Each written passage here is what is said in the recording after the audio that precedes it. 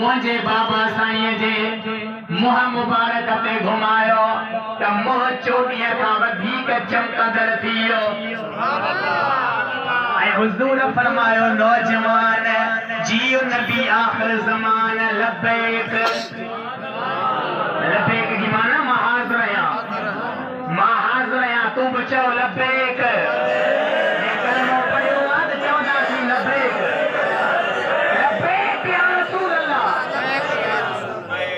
मुंहिंजा सोना अवां मूं मिस्कीन ते नौजवान ते कर्म कयो।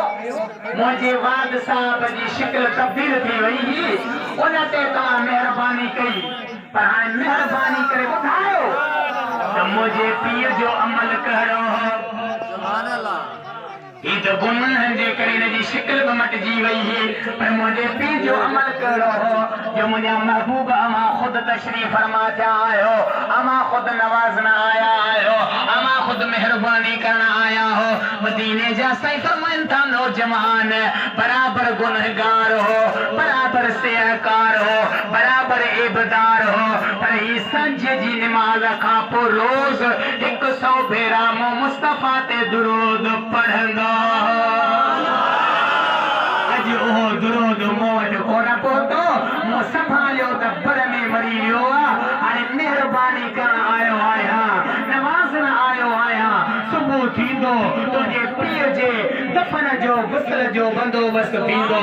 नौजवान शेख शिबली रहमतुल्लाह ताला अलैह खे ॿुधायो त सुबुह जो हज़ारे माण्हू उत्तर खां आया हज़ारे माण्हू ॾखण खां आया हज़ारे माण्हू ओभर खां आया हज़ारे माण्हू ओलह खां आया पर ये खाली न आया।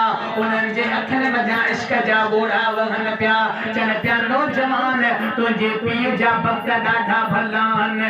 असां सभिनी खे मदीने वारे घोट अड़नि जे ओट ज़ियारत कराए फरमायो आहे त मुंहिंजो आशिक दुरूद जो पाबंद जंग में मरी वियो आहे जेको हुन जो जनाज़ो पढ़ंदो सो बि जन्नती आहे।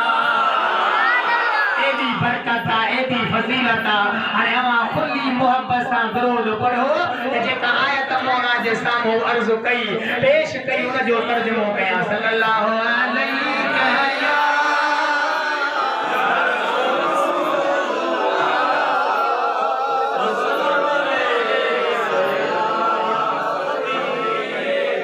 अल्लाह फरमायो सुम्मा लतुसअलुन्न यौमइज़िन अनिन नईम। बेशक ज़रूर उन ॾींहुं तव्हां खां नेमतुनि जे बारे में पुछा कई वेंदी। कहिड़े ॾींहुं अल अख़िल्लाउ यौमइज़िन बअदुहुम लिबअदिन अदुव्वुन इल्लल मुत्तक़ीन।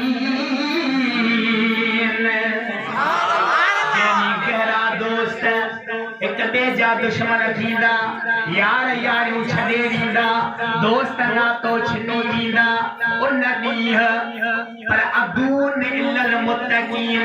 मुत्तक़िन जो फ़ैसिलो जुदा है रब्बानी बुज़ुर्गनि जो फ़ैसिलो जुदा है कामिलन मुर्शिदनि जो फ़ैसिलो जुदा है। उहे पंहिंजे मुरीदनि खे मुतक़िदनि खे अक़ीदतमंदनि खे मगर हुज़ूर जे जमी उम्मतनि खे जहन्नम खां छॾाए बाह खां वठी करे जन्नत ॾे हलंदा। उहो ॾींहुं 50,000 साल जो हूंदो। उन ॾींहुं ते 7 क़िस्मनि जे माण्हुनि खे अर्श जो सायो नसीब थींदो। 7 क़िस्मनि जा माण्हू जिन खे ईअं महसूस थींदो ॼण उन्हनि टे पारीअ जी नमाज़ पढ़ी ॼण असर जी नमाज़ जूं 4 रकातूं फ़र्ज़ पढ़ी पूरियूं कयूं बाक़ी जेके हेठि गुनाहनि जे करे पंहिंजे पधर में बुॾल हूंदा ज़मीन तामे जे मिसल गरम हूंदी सिज मुब जेको आहे इहो सुरमे वारी सराई जेतिरो वेझो हूंदो।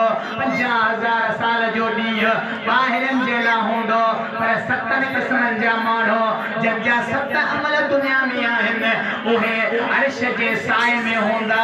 इहे रुकी अर्श जे छाव में न हूंदा बल्कि उन्हनि खे उते नूरानी कुर्सियूं ॾिनियूं वेंदियूं उन्हनि खे ईअं महसूस थींदो ॼण टे पारीअ जी नमाज़ जूं 4 रकातूं फर्ज़ पढ़ियूं। हज़रत अबू हुरैरा रावी मदीने जे घोट फरमायो इमाम बुखारी शरीफ में हदीस आंदी त पहिरे नंबर ते उहो माण्हू जेको दुनिया में अदल करण वारो इंसाफ करण वारो जेकॾहिं घर जो वॾो त पंहिंजे घर जे भातियुनि सां हिकु जहिड़ो रवैयो अख़्तियार करे सभिनी खे हिकु जहिड़ी नज़र सां ॾिसे जेकॾहिं बिरादर जो चङो त पंहिंजे बिरादरीअ वारनि खे मुहबत सां उन्हनि सां पेश अचे जेकॾहिं ज़मींदार कोटार कमदार केर बि खणी आहे जेकॾहिं उनजे हेठां माण्हू आहिनि त उन्हनि सभिनी खे हिकु जहिड़ी नज़र सां ॾिसे इंसाफ करे अदल करे मदीने वारे साईं फरमायो इहो अर्श जे साए में हो। ऐं 3 नंबर ते उहो माण्हू जेको जवानीअ में इबादत करे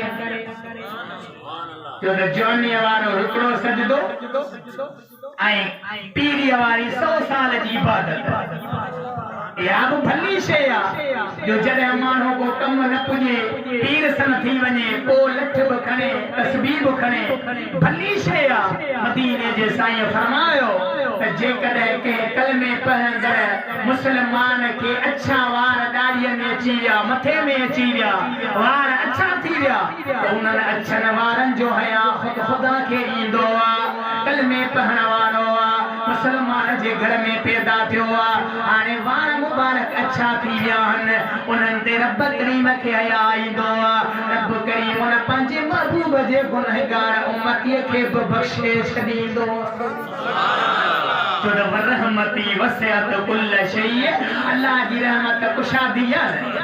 पहिरें नंबर ते आदिल अदल करण वारो 2 नंबर ते नौजवान इबादत गुज़ार ऐं 3 नंबर ते मस्जिद सां मोहब्बत करण वारो मस्जिद जी खिदमत करण वारो मस्जिद सां प्यार करण वारो एतिरी क़दुर जो महबूब करीम जी ॿी हदीस जो मफ़हूम जॾहिं क़यामत जो ॾींहुं थींदो त महशर जे मैदान में अच्छे रंग जी लाचीअ जे मिसल मस्जिदूं हूंदियूं उन्हनि जो महारूं भाङनि जे हथ में हूंदियूं मुअज़्ज़िननि जे हथ में हूंदियूं पेशमामनि जे हथ में हूंदियूं जीअं अॻे पुराणे ज़माने में उठनि ते कजावनि ते माण्हू चढ़ंदा हुआ ईअं उन ते जमायती उन्हनि सां गॾु चंबड़ी मथां क्रॉस करे वेंदा माण्हू पुछंदा या अल्लाह ही नबी आहिनि या वली आहिनि रब फरमाईंदो ये मुंहिंजे महबूब मोहम्मद घोट जा सच्चा परवाना सच्चा उम्मती आहिनि जेके मस्जिदूं आबाद कंदा। 3 नंबर